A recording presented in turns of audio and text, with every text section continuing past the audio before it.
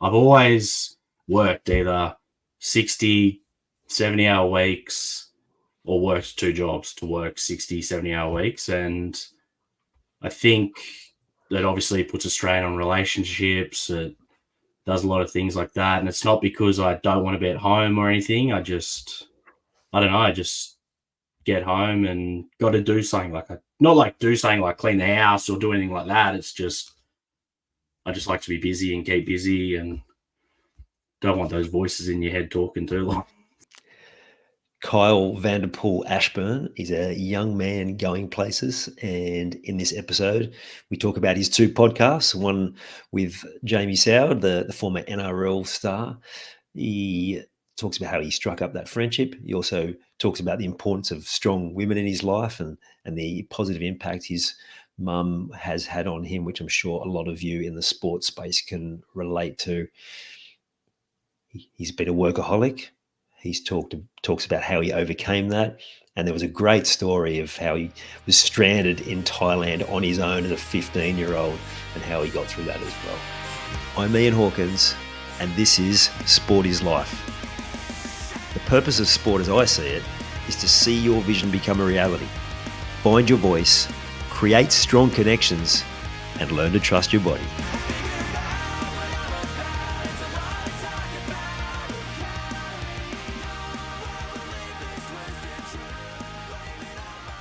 Kyle, how you going? Good, mate. How are you? Going really good, thank you. Now, we connected because I don't know if I was connected to you or Jamie Soward on LinkedIn, but I saw your post or his post talking about the episode that you just done. I had a listen, cracking episode. I love listening to those stories. Tell me, how did you get into podcasting? So it was actually through Jamie that I got into it. So would have been during COVID, Jamie Soward and Nick Davis started Sweet and Sour, the podcast. Yeah. So at the time I had just a vintage clothing line that I was just selling clothes and that kind of stuff. And they ended up giving me a little role on the show. So I did that. And then once that finished, I was like, oh, maybe I'll start my own. I kind of like have a good little network I can pull on. And yeah, me and a mate started it, and then he moved to Canada. So he left me. So I kind of just completely rebranded, changed the whole direction of the show. And yeah, 3 years later, here we are. Love it. I'm a bit the same, just good conversations with good people. And Yeah. You mentioned in your bio, you've got a pretty good sized network. Is that something that you've always done? You've always sort of connected with people and then nurtured the relationship or have still found a way to connect at any time? It's funny because people just love to talk to me, which is really funny because I'm 6'2", covered in tattoos, and people just love to talk to me, especially on a night out or whatever. But I've met some of the most amazing people, and especially like footy players and stuff like that. I don't sit there and I won't chat about like footy and stuff that I'll talk about with everyone.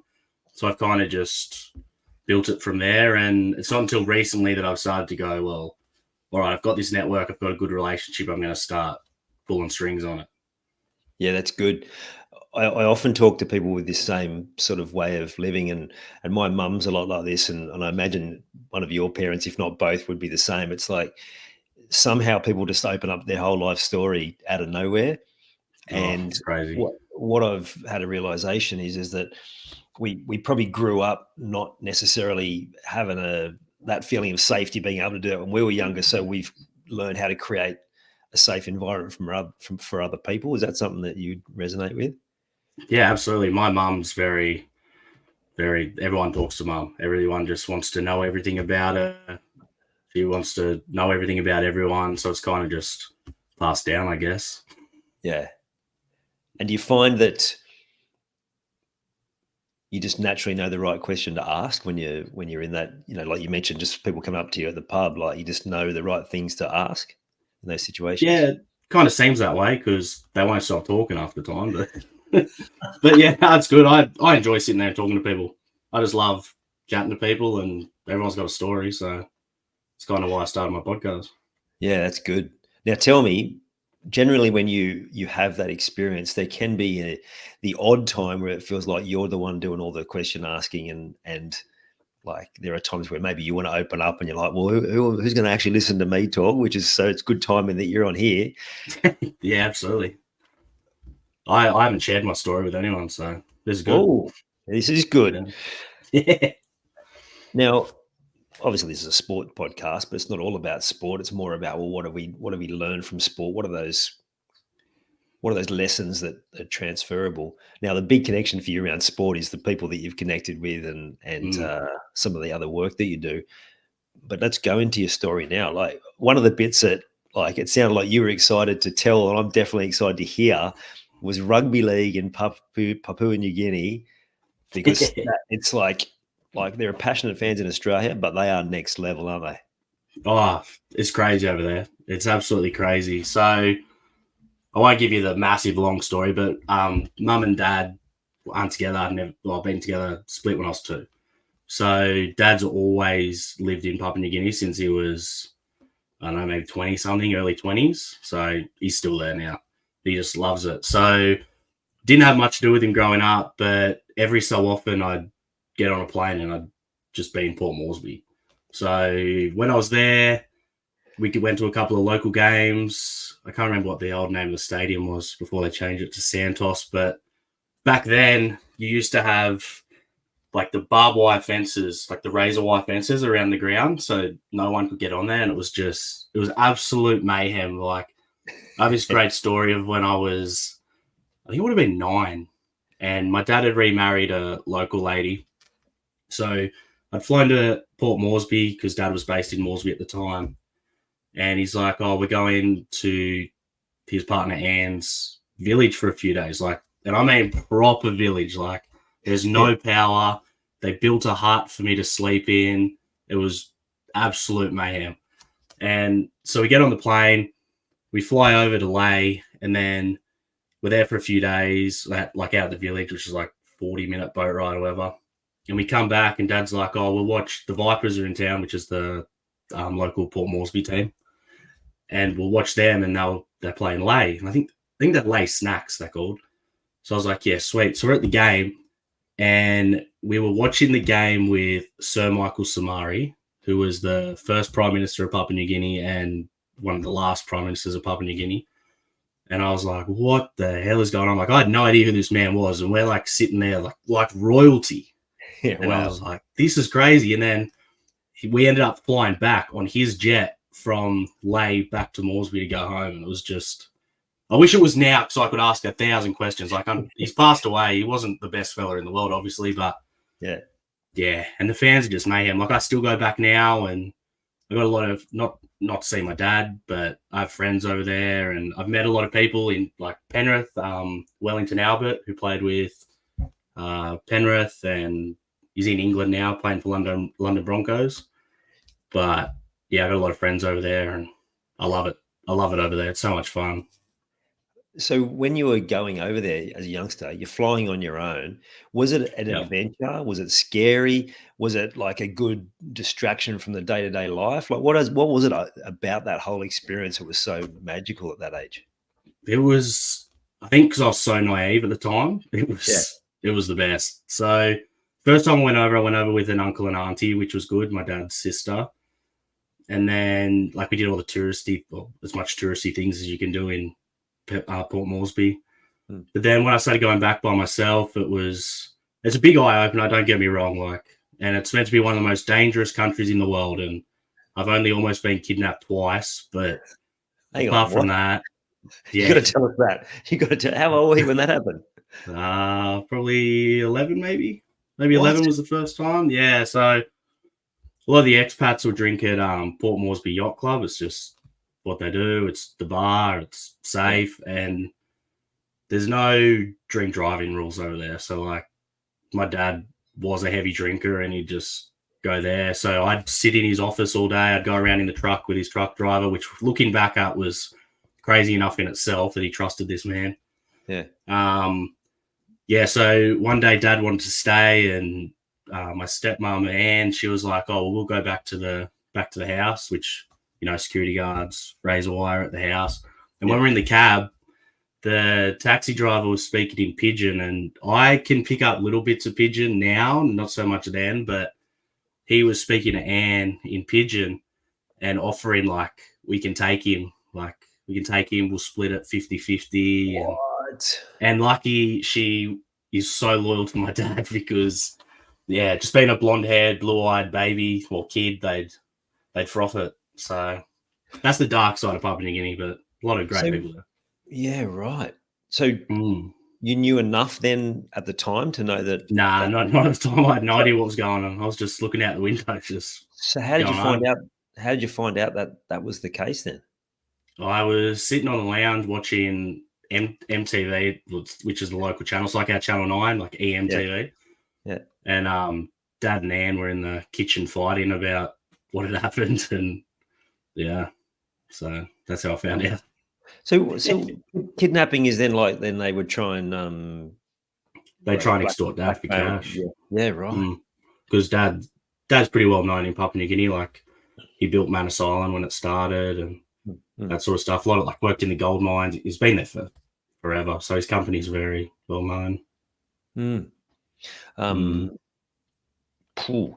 So did it then change your perception of being there once you've sort of found out what had gone on, or put you on edge? I think that trip it did, but then going back, like, it was all right. I was always with Dad, or I was always with Dad's truck driver, Talum, who was a great man. He still is a great man. I don't talk to him anymore. He joined, like, some church and disappeared. Like, don't know where he is, but he was Dad's truck driver, and that was the second time that I'd been offered to get kidnapped, but I could understand that one. But Talon was a bloke who had his fingers chopped off, and then they'd re-sewn them on, so they were, like, facing all different directions. And I just remember him just driving with his fingers, But yeah, but he used to get, like, people all the time, because I'd be like, like, try and get the driver's attention, and then, yeah, want to take you. Yeah, right. It's when, for those of us who've grown up here, like, realizing we've lived such a sheltered life, right? Some of the things that go on in other parts of the world. Don't know how lucky we got it.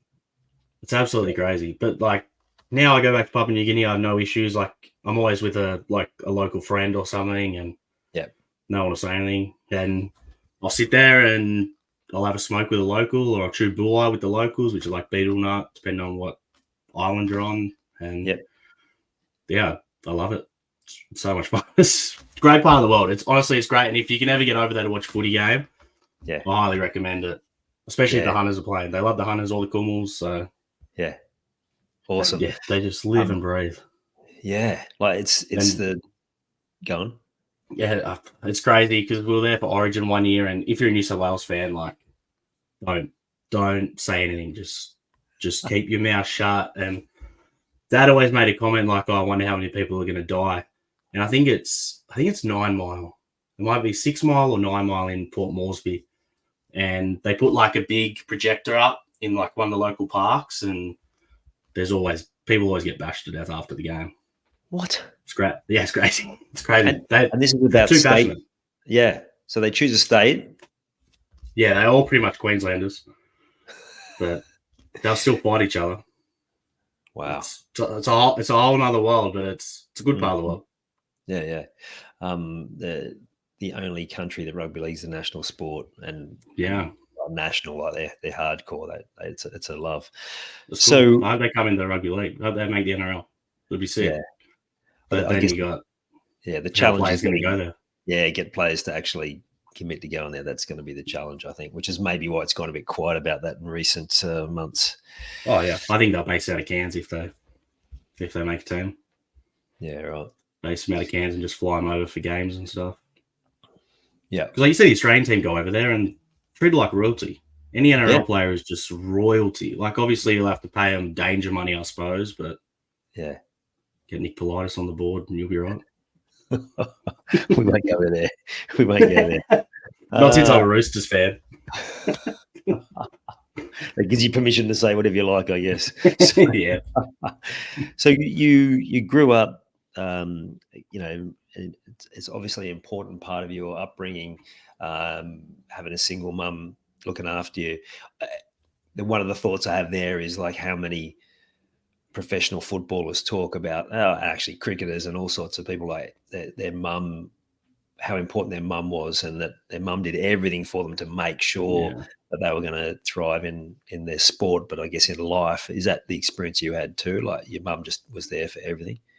Absolutely. Mum, like, we had a nice house and that sort of stuff, but it wasn't until recently that I found out how much we struggled. Like, Yeah, right. it was pretty crazy. And she's always been there for me, despite what I've done, like getting in trouble with the police or whatever. She's always who I call. And yeah, Mum's been really good. Like, we grew up on property. We had horses. So I think that's where like my animal advocation, is that a word? Advocation? Yeah, I'm a big, let's run with that. Yeah. big advocate for animals either way. Yeah, So yeah. it's kind of come down from her. And like, I had a lot of positive male role models in my life, like her brothers and that. So that definitely helped. So take me to those times of getting in trouble with, well, in general, but also the police. Like, was that, you're looking back now, like Yeah. from a more mature perspective of life, was it Yeah. was it just because you were bored? Was it because you hung around with the wrong crew? Was it actually a attention-seeking thing? What do you reckon you went down that path? I don't know. Like, I was a good kid until probably 18, I reckon. And then it was kind of like that early, like, so I moved out of home when I was 17. I got a chef's apprenticeship. I was working full time. I was only making like $380 a week at the time. Just drinking. A couple of the older boys that I was friends with were like, well, do you want to make some extra cash? So then comes in drugs and selling at the nightclub and stuff like that. And I went through a bad breakup when I was 21 on my 21st birthday. And the company I worked for, they were from, they owned a pub up here in Tweed, and then they had venues in Western Sydney. So I was like, oh, well, like, I grew up in the Blue Mountains, so I'll go home. I'll go work in Penrith for you. So like, sweet, no worries. So I went to work in Penrith, and like, I was doing bar work and I was doing security as well on the side just to make extra cash. And I don't know, I kind of just, like, I lost my license drink driving just before I left to go down there because I was drinking, getting over a breakup, and still drove all the way down there. Still drove to Sydney in my own car, got caught, driving disqualified, lost my license for an extra 2 years. And it wasn't until I got with my ex that I was kind of turned that leaf, because I was, like, we were in the nightclub and like doing security work and that. And people are doing drugs in the toilets and stuff, and you'd walk in there and you'd be like, well, you got two options. You either give me the bag or we'll call the cops. And 9 times out of 10, they'll give you the bag. And then after work, me and all the Islander boys would just sit there and, yeah. So it was kind of, not so much the boys, but it was just that lifestyle. Yeah, right. Mm. So I guess sometimes life just takes you into places you're not really thinking that you were going to end up, but it just becomes a product of the environment you're in. Absolutely. And when you got that much extra cash coming in, you kind of just like, sweet, well, what am I going to do? Play the pokies and do drugs. So, not like I was an addict or anything, but yeah, I get it. Yeah. Be a very different story if that's the path you'd gone down. But it makes me think that's probably why you've got such a good rapport with professional athletes, because the journey you've described there is a lot like a lot of them experience, right? Some who make it, some who don't make it, lots who don't make it, suddenly got all this extra income, not that much, not absolutely, lots of spare time, maybe some hangers on that aren't so helpful. So what have you learned through that process that you're able to pass on to people? It's dumb. Don't do it. It's not, honestly, it's not worth it. It's not worth it. I got in a bit of trouble for it. Like, I was very lucky. I didn't go to jail, get caught, anything like that. Didn't lose my job, but it's definitely not worth it. It's not worth it for the extra money at the end of the day. Like, you'd rather have your freedom and be free. Yeah. So you mentioned that, like, you a new relationship. What was it about the relationship that sort of stopped you heading down that path? I think it was, so my ex now, she was kind of like my high school sweetheart. So I chased her through school. We've been on and off through school, and then we went our separate ways for years, and just happened that we ended up talking. I think she replied to one of my Snapchats at the time or something, because I put up there me with the boys doing drugs after work, and she told me to be careful, like stop doing dumb shit, and that kind of just turned into an 8-year relationship, which unfortunately ended last year, but that's part of life, and we're still good friends and that. But yeah, I think she really saved me in that sort of sense, where she's a very strong woman herself. Like, she's a lawyer. She's a very strong woman, but she also very grounded, and kind of that brought me down as well, where I needed to just simmer. Mm. I look at you now, and you've got a couple of podcasts on the go, which we'll get further into as we chat. It sounds like you are always looking at, like, what are the good things in life. So is it fair to say you've got lots of ideas, and you're like that sort of big picture thinking about what the future could look like? It's funny because up until recently, I've always been the sort of bloke who'll get handed great opportunities, and I'll just be like, sweet, no thanks. And then, or I'll start a project and just be like, get to where I need to get it to. Yeah. And I'll just be like, nah, I'm bored, or nah, I'll try something else. Probably have ADD or something, but I'm very just like, okay, cool, I've done it, I can do it. I know I can do it.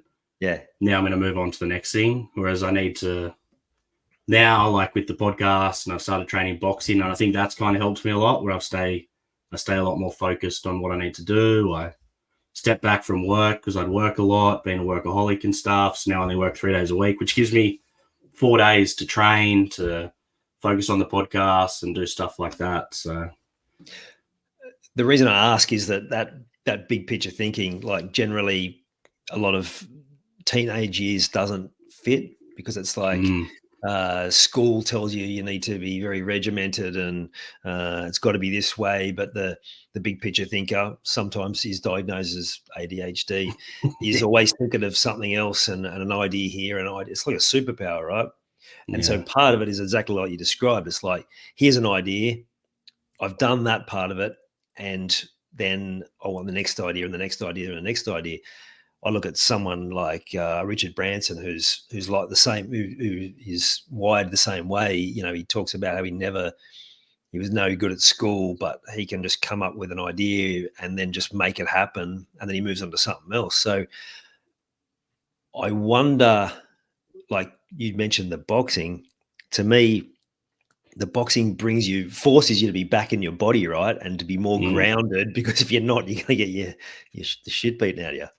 Yeah, absolutely. It was, yeah. And I wasn't even didn't even think about doing boxing or anything like that. It was kind of just before my breakup, I was 155 kilos, and I was like, what the hell am I doing? I got down to 130, and I was like, sweet, cool.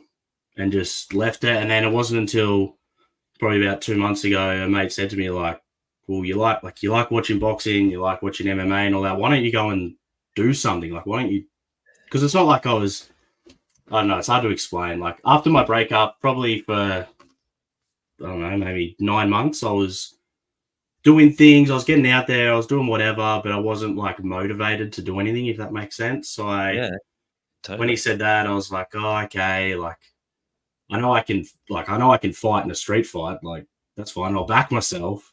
But I don't know if I can, like, go get in a ring or whatever. So I just went down to the local boxing gym after he said something to me with him, and had a training session, and I was like, I'm so unfit, but this is so much fun. So I've just stayed with it. And I think that's really changed a lot of my thinking. Whereas, like, now I'm there 3-4 days a week. I feel good. I feel fresh. I'm eating hell of a lot better. And just, life's just, everything's kind of like snowballing all at once. Like, the last month just went bang. So I got a bunch of good guests lined up for the podcast, started one with Jamie, sitting here with you, booked a fight for boxing, like, at the end of the year, and was like, oh, God. But it's good. Sink or swim. I just think about, the positive influence of being in that environment. We talked about environments before. You're in an environment that you need to be very disciplined about your fitness, about what you're eating. You're already talking about how it's changed because it's necessity, right? You can't keep showing up to box if you've been eating shit all day and putting that sort of stuff in your body. So it creates a discipline. What else has that boxing process taught you about life in general? What have you had to put in place that's helped you just with the rest of your life? It's kind of made me step back from work a lot. Yeah. Well, not step back, but stop taking as many extra shifts, stop doing this, like focus on yourself. Like this next 12 months of mine is now rebuilding. Like I didn't do that straight after my breakup. So now it's kind of like, this is my time to focus. This is my time to look after me, do what I need to do. Like I'm 30 years old now. I need to just focus on myself, and who knows what'll happen. Yeah. I often work with young athletes who have been through or are going through some of the things you described in earlier years, getting mixed up in the wrong crowd. Is there something over that time that you look back on and think, it would have been great to actually get some support through that part of my life, to have someone be able to guide me out the other side? It's not one specific moment. I think sitting in a courtroom was pretty scary. And you did that on your own? The first one I did. So Yeah, right. I got my lawyer, went to court, and then my lawyer's like, okay, we're going to get this adjourned. So I was like, sweet, no worries. And I hadn't told mum, hadn't told anyone, but I was living with my nan at the time. So I told nan, and she was like, all right, like I'll come to court with you. And I was like, oh God, okay, because my nan's a very strong woman. So I was like, yeah, okay, but I'm kind of like the baby of the family, I suppose, where you get away with everything and that. But Yeah.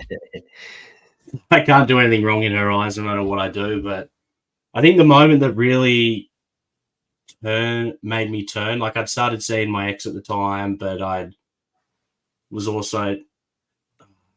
playing up anymore, but I was being, not playing up in the sense of on her, but like with the law. Yeah. But then seeing my nan in court cry, I think really was just like, okay, I got to change something. Like that was kind of like the final straw where I was just like, okay. Yeah, that's powerful, isn't it? Because there's one thing to do it to yourself, but when you see the impact it's having on the people that really care for you, that's huge. Yeah, absolutely. Especially when my nan would do anything for me. So would my mum, but I was too scared to tell mum. She's a strong Dutch woman. She wouldn't have been happy. Yeah. You've mentioned that a few times. Like you've had all these really strong women in your life. Like you imagine where your life might have ended up if you didn't have those strong women who have been such powerful support for you.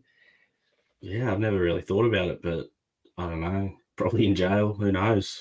Yeah. Who knows where I'd be?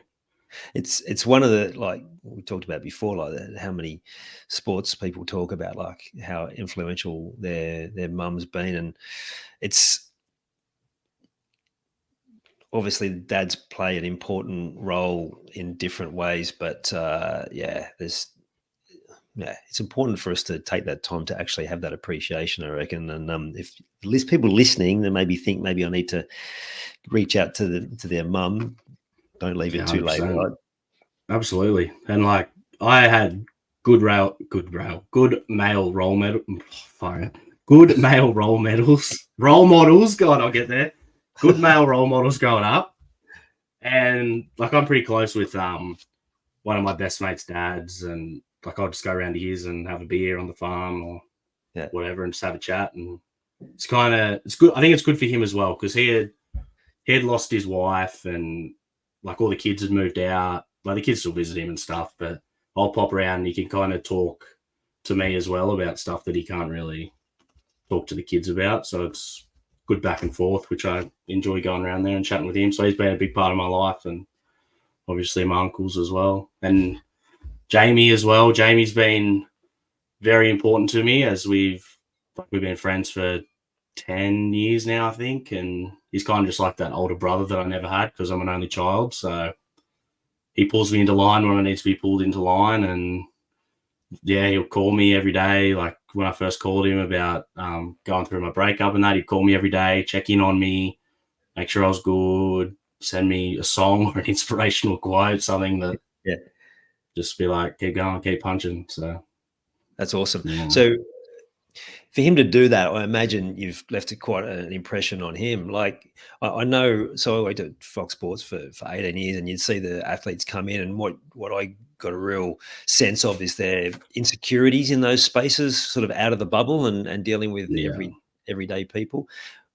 I imagine for you, you would have been able to be different to what he was experiencing and made it safe to be hanging out as a member of the general public. Like, how did that relationship come about, and sort of how did it unfold for both of you?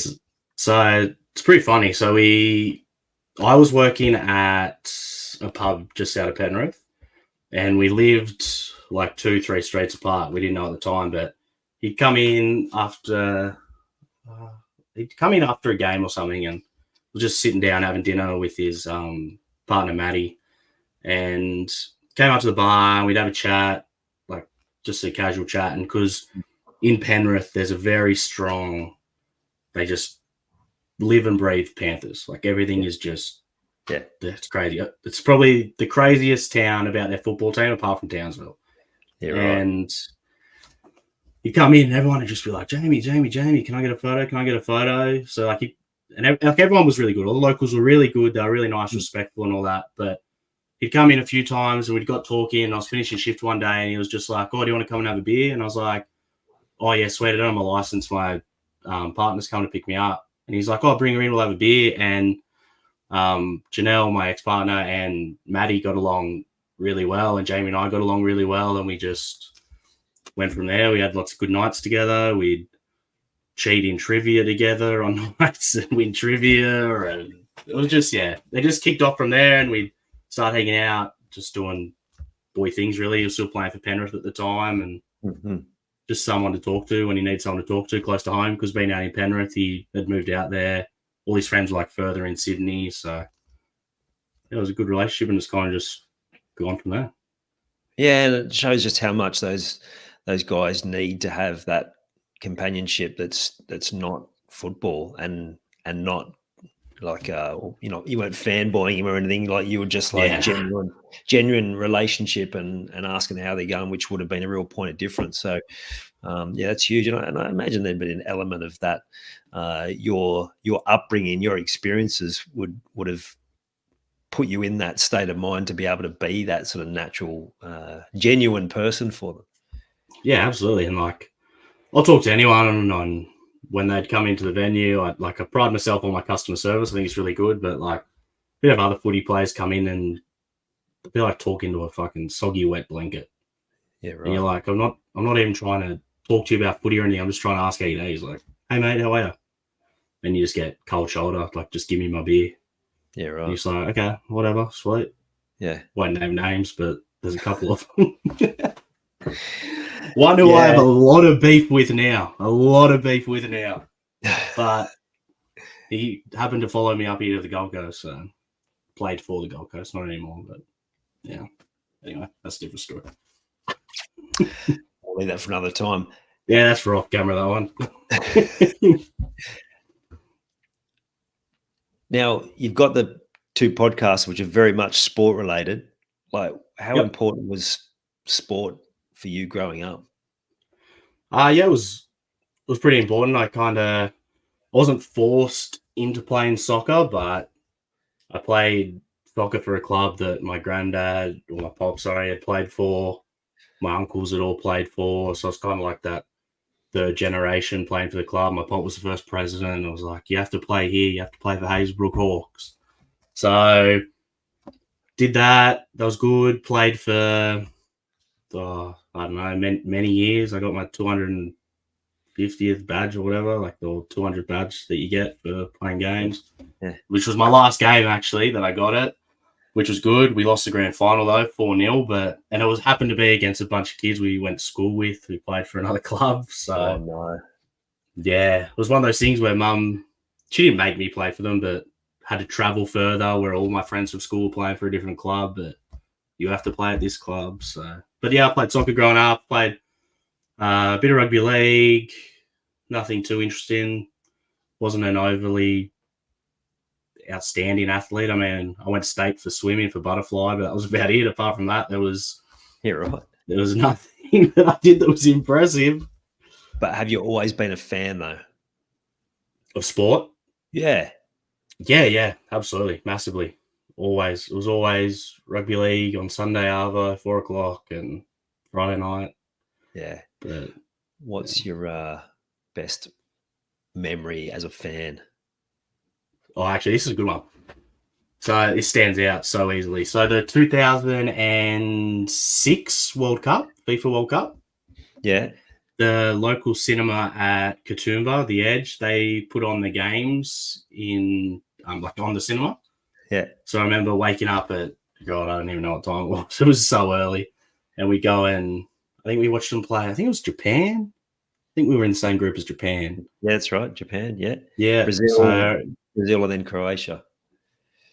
Yes, yeah. So we watched, maybe it was a Croatian one. We watched one of those two games, and then they put on the one against Italy, and that was all I remember. The only thing I really remember from all those games, it might have been the Croatian one, was Harry Kewell kicking that goal, and I was just like, "This is sick." The whole cinema's just going up. Like it was just, Mum took me up there. Mum's not a big sport buff herself, so it was good to see her getting around it. And how old would you have been then? 2006. I would have been in year 6. Also, 12. Yeah, 12, right.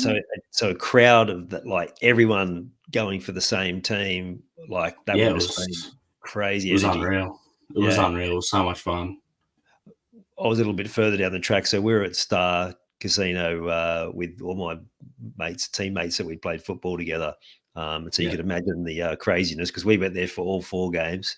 I think the Croatia game might have been 2 or 3 in the morning, and then I went straight to work at Pyrmont afterwards, which wasn't my finest moment, but that happens.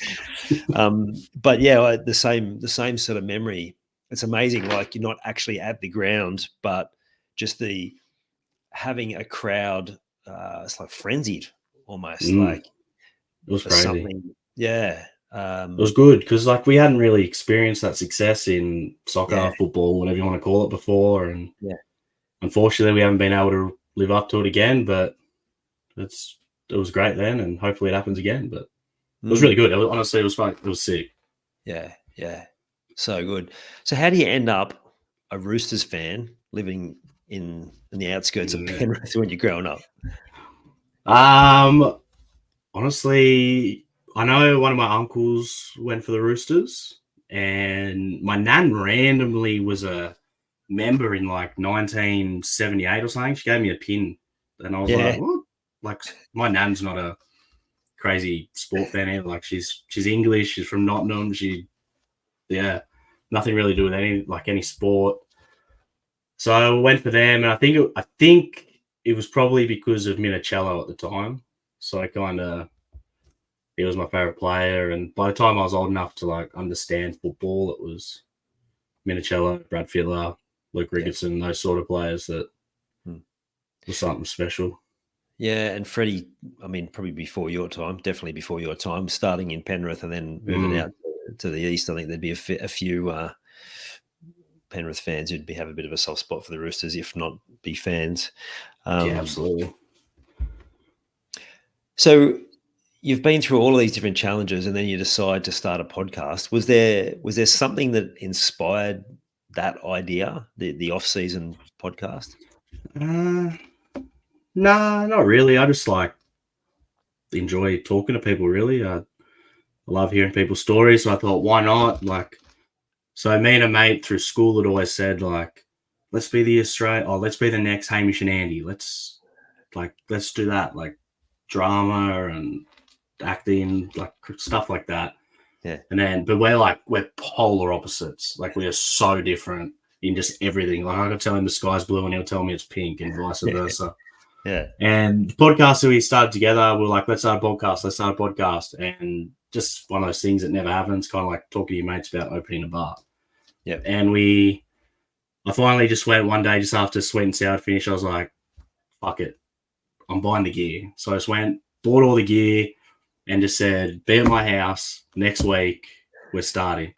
And then it just went from there. It was lots of fun. It was good. Like a few listeners, it was going well. And then he obviously moved. So then it was like, well, I like talking to people. I want to speak to people, hear their stories and that. And he had left. So I took a couple of months off from doing it and then reached out to a few people and started from there.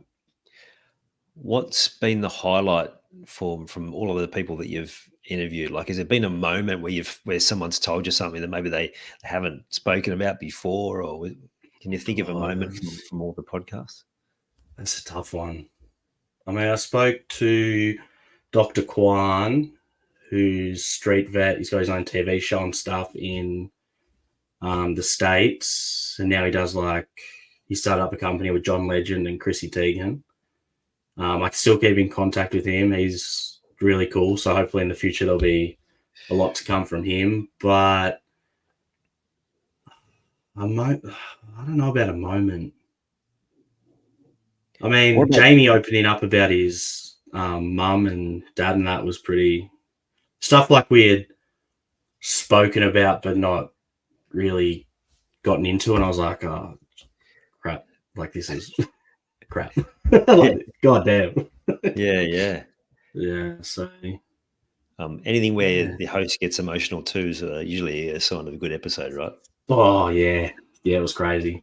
It was crazy. I mean, I did an episode with Ed Cavalier, so we have a mutual friend. So I got in contact with Ed. He put me in contact with Ed, and a couple of days before the episode, Ed was like, "Oh, it was just after Queen Elizabeth had passed away." And he's like, "I just got to do some royal coronation stuff. Like, can we just push it back?" I'm like, "Yep, sweet, no worries."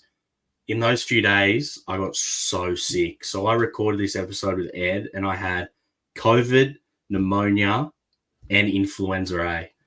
And I was so sick.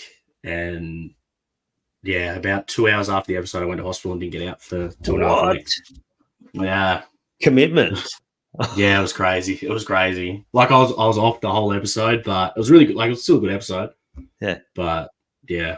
So I've spoken to Ed and we'll do another one in the future, but I was so sick. I was not good. Yeah, wow. I love it. Now you mentioned before, I can't remember if it was before we hit record or not, but you said like you're working less these days because you were a workaholic. Yeah.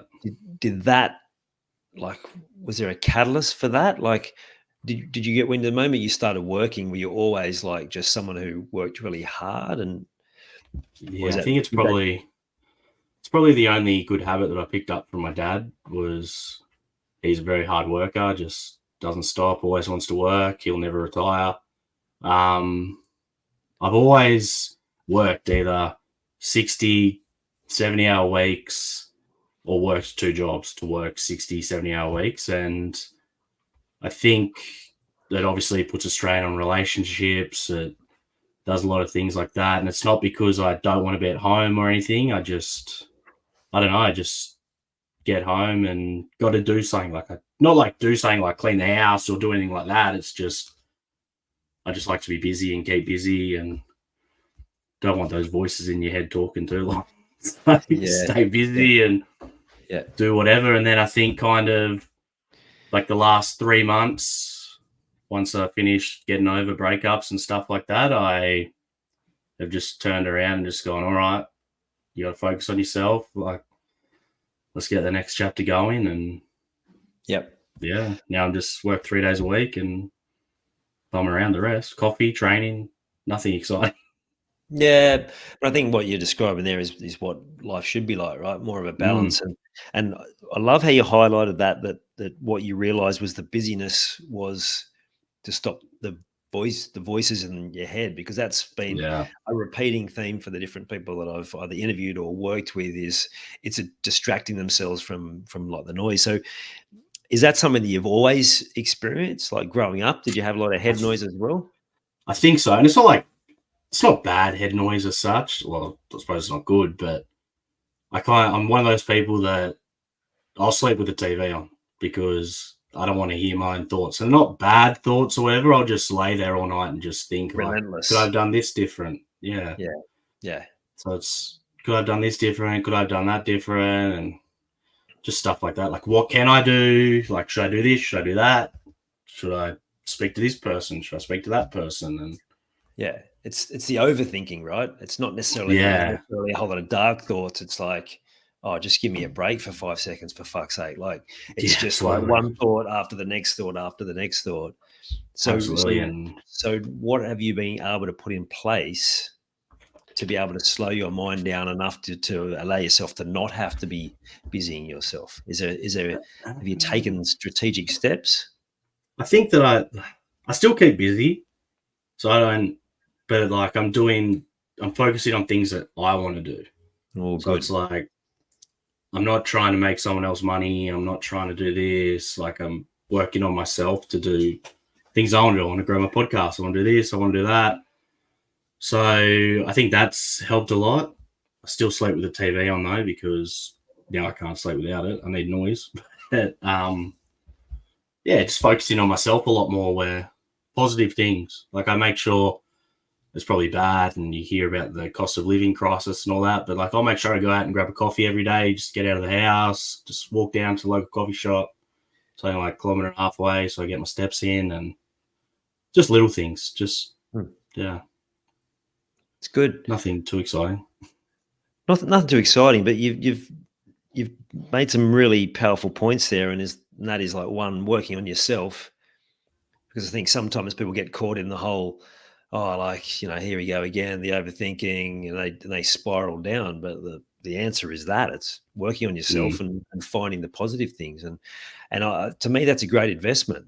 Going for a walk to get a coffee, like, we get to choose how we spend our money. No one can tell us that, like, there's a cost of Exactly. living crisis, so you can't do that. It's like, no, this is actually, I'm doing this because it feels good for me. I think they're Yeah, two absolutely. great points. Choosing you, they're both examples of you choosing you instead of, putting everyone else first. Yeah, absolutely. And it's good at the moment because Mum's on 3 months holiday, so I'll just be like, oh, do you want to meet me down at Coolangatta? We'll grab a coffee or whatever, and she'll be like, yep, sweet. So Yeah. then I don't have to pay for coffee. Yeah, nice. I remember reading, I think you'll relate to this. I remember reading a story from a well, probably at my age, in his 40s or 50s, and his mum used to go to dinner with his dad, like every week or whatever, Sunday. And then the dad passed away, and she stopped. She did the dinners on her own for a while, but then she went, "Oh, I can't keep doing this. It's actually torture." And he sort of found out about this, and he's like, "Oh, I'll take you, Mum," and just thinking he'd do it once, and she got so much out of it. Like, she just absolutely loved it. And he started Yeah. thinking, well, how many more hours have I got left with my mum? And she's Yeah. always there, but how much time am I actually spending with her?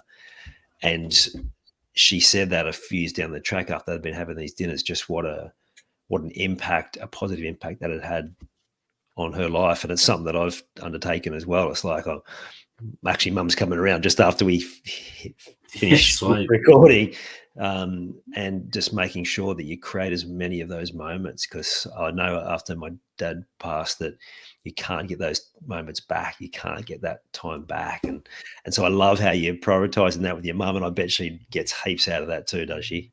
Yeah, Mum loves it because I'm an only child, so no matter what happens, I get everything. So, like, not in a bad way, but like, I get all the anger, I get all the love. It's good. It's really good. And she's got a great partner.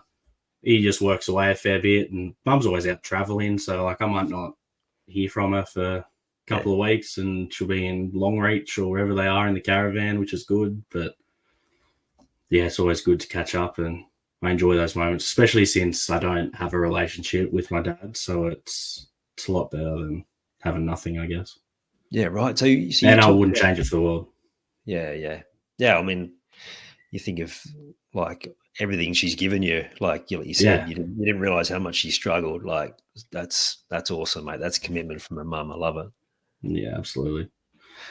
You mentioned your dad. Like, you were visiting him in Papua New Guinea, but like, was there something where it all fell over? Was it when you got to adulthood, or like, are you even okay Well, talking about this?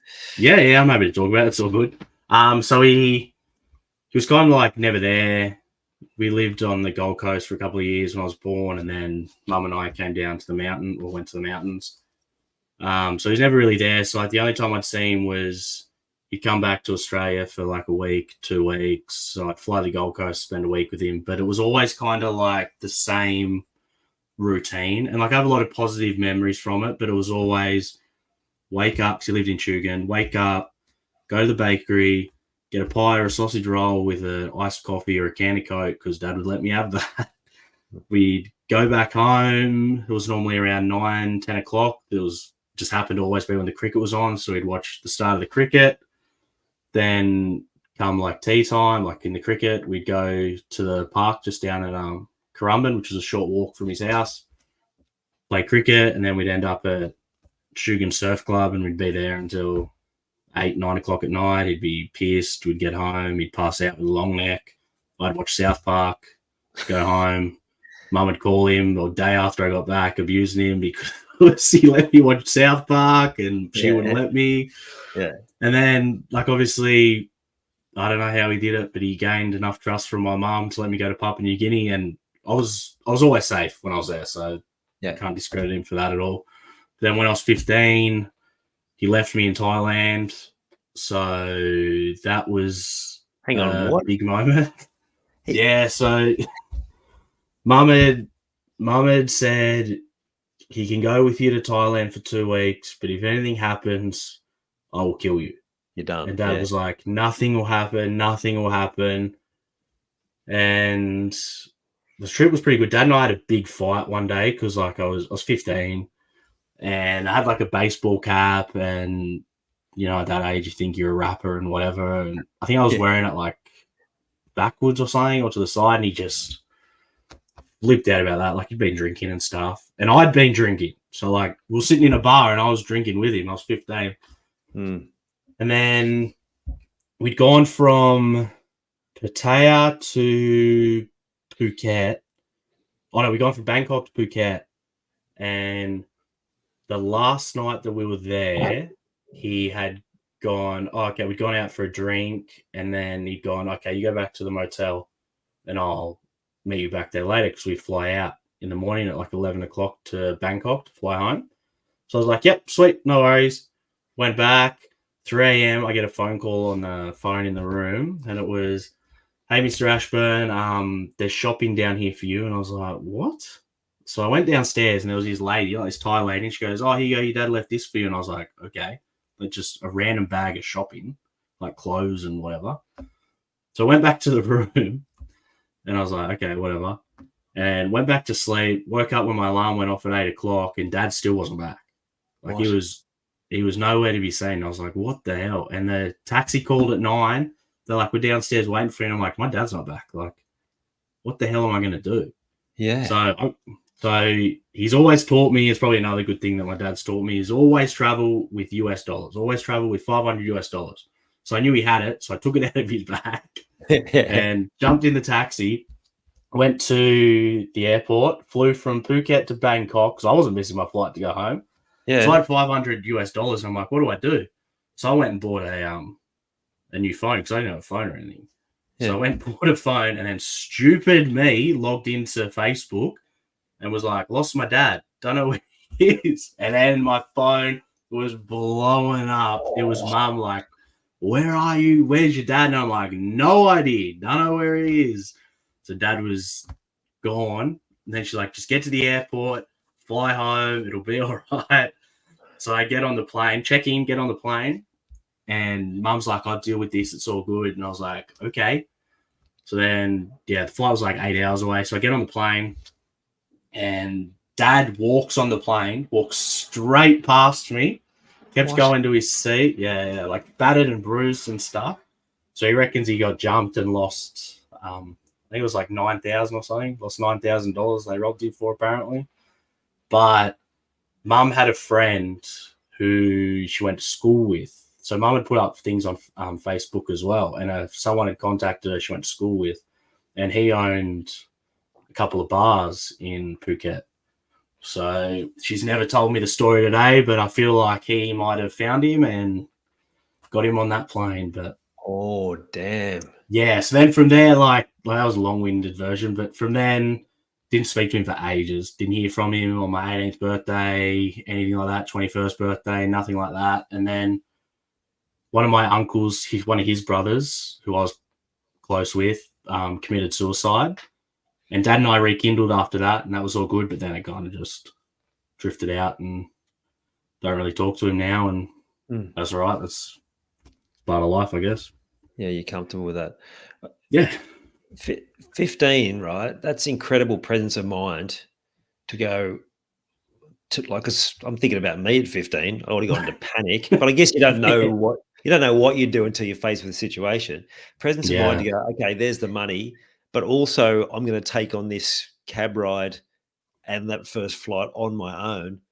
Yeah. And wow. And before you call your mum, you go to Facebook. Yeah, I know. It was a dumb decision, but no, everyone's safe, I guess. Now. Do you remember like any of those moments of like having to sort of really like, rev yourself up to go and do it, all that? Yeah, so I had to get from one airport in Bangkok to the international airport. Yeah. And I was like, I don't know how to get there. Like, how do I get there? And I need to trust a cab driver to take me there. And yeah, luckily the cabbie did and bartered the price and off I went. So, wow. I think by that stage I was like, I got this much money. This is all I got. You got to get me there. And he did. Yeah. Awesome. It's like incredible resilience for a kid that age, like seriously. But I guess like, you talked about the upbringing and having those experiences with your dad in another country, third world country, like that would have stilled you in a way to know that, okay, well, I've been in this experience before. I know what to do. Yeah. Well, yeah, because I'd flown alone before and that, so it was wasn't so bad that but I had to go through customs and all that. So and customs in Thailand, it's a hell of a lot different to customs in Papua New Guinea. Trust me. So yeah, I bet. Were they asking questions though, like why you're on your own or anything like that? So when I checked in, I was like, I don't know where my dad is, and she was like, okay, and just there you go. Sweet. I was like, I don't know if he's getting on the flight or not, but I'm here. Yeah. Legend. So good. Somewhere. Yeah. Tell me, you said you're an animal advocate. Where did that come from and what are you doing in that space now? So I think just growing up, like on property, grew up with horses, that kind of stuff. Mum is very much, if it's got a name, if it's on our property, it's a pet. Doesn't matter what it is, it's a pet. Yeah. So grew up with horses. Mum's ex-partner was like a proper cowboy, like just proper, and I love that. It was just like they go to Snowies every year, catch the wild brumbies because like they go down there and cull them and that kind of stuff, which I don't agree with. It's a whole different subject, but they'd come in. I'd watch them break in horses together, and I love that side of thing. I work in an industry now where I can't so much speak out about a lot of things, but my boss knows my feelings. I'm very open in the office about it. I don't hide it. And I think just I've always had animals, always had pets, whether they're horses, dogs, cats, anything like, just love them. Can you see a future where you're working in that space? I don't think directly. I think I have something big coming up, which I can't talk too much about just yet because I haven't signed a contract for it yet, unfortunately. Yeah. But there will be some work in that space with like a shelter where we'll advertise for that. I do a lot I shouldn't say a lot. I donate a lot of money, and that sounds so snobby. I donate money, and No, but like you just just got things. to own it, mate. Like, how Yeah, good? Like, it must feel great to be able to do that, right? yeah, absolutely. Yeah. I'm a big advocate for greyhounds. Like, owned one, greatest dog in the world, Yeah. and yeah, any animal I can save, I'll do whatever I can to. I'm in a few groups where they'll get them from like our bush and they need money or food or whatever. So I'll do a lot of that, but I'll do a lot more. That's kind of like background stuff, but I'll do a lot more openly over the next 6 months. Awesome, mate. With your podcasts, give us a little bit of a snapshot of both of them, because they're different. We'll make sure we get the links in the show notes as well, so people can find them if they want to look. But tell us a little bit about each of those. All right. So off-season podcast is me just talking to people in a relaxed environment where they can share. They're not getting the usual questions they'll get from if they're a personality. They won't get the usual like, why do you love football or something like that. Or like, why do you like acting? Just random stuff like that. So just like a cruisy chat with a friend, which I find works really well. And then a lot similar to this. And then all the gear, no idea, with Jamie Soward is NFL based at the moment, but that'll expand to NBA and different stuff like that. So that's just purely sport chat about the week that just happened and players to watch, stuff like that. Sort of like US sports predominantly? At the moment it is. We'll see what happens in the future with obviously like Jamie's career and what he ends up doing and stuff like that, whether we can focus on it during the Australian league season and AFL season and that. But at the moment, it's just predominantly US.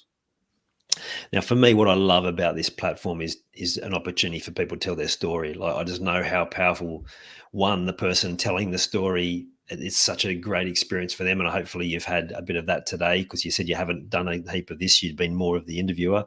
And it's also the impact it has for the listeners as well. Like, hearing other people have gone through similar stuff and they've made it out the other side and they've learned the different lessons. Is there something that you get out of it, the process in itself, that you really love and it keeps you coming back to do more of them? I think a lot of people are very relatable too.